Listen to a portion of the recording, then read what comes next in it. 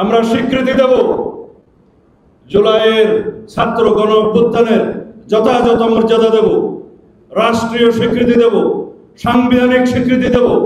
সংবিধানের ৪র্থ তফসিলে তার বর্ণনা থাকবে, সেই বৈধতা দেয়া হবে। সেখানে ১০৬ অনুচ্ছেদ অনুসারে যে সরকার গঠিত হয়েছে, অন্তর্বর্তীকালীন সরকার, তার বৈধতাও ওখানে দেয়া হবে।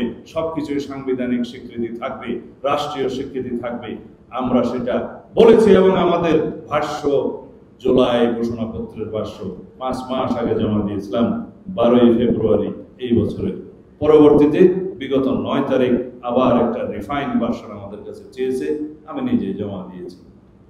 সুতরাং যারা জুলাই ঘোষণাপত্র নিয়ে জানতে চান, মর্যাদা সম্পর্কে জানতে চান, স্বীকৃতি সম্পর্কে জানতে চান, সেটা আমাদের কথা পরিষ্কার। এগুলো নিয়ে যেন কোনো বিভ্রান্তি না হয়। তারা ওখানে লিখেছে 5ই আগস্ট থেকে 2024-এ সেটার বৈধতা দিতে হবে।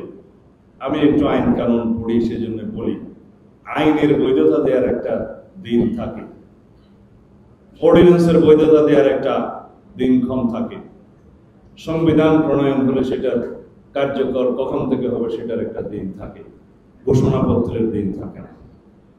জানতে হবে যেটা মর্যাদা দেওয়া দরকার, যেটা সাংবিধানিক স্বীকৃতি দেওয়া দরকার, ভবিষ্যতে যাতে এই জুলাই গণ অভ্যুত্থানে যারা অংশগ্রহণ করেছে তাদের উপরে কোনো শাসক গোষ্ঠী কোনো সময় যাতে বৈধতার অঙ্গুলি না তুলতে পারে, সেজন্য সেই স্বীকৃতি, সেই কনস্টিটিউশনাল রিকগনিশন দেওয়া হবে।